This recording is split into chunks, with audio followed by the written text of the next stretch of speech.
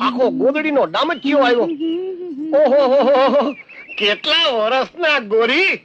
16 વર્ષના. તો નાના નાના ગોરી.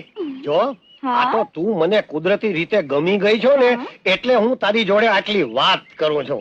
બાકી આ ગામની એકે એક છોડી મને પરણવા હાટું 5 આંગળીએ પીપળા, લીમડા, આંકડા, ખાખરા, આંબા, આંબલી, ખીજડા, અરે મારા ઘોડાને ખાવાની ગદબ હોત 5 આંગળીએ પૂજે છે.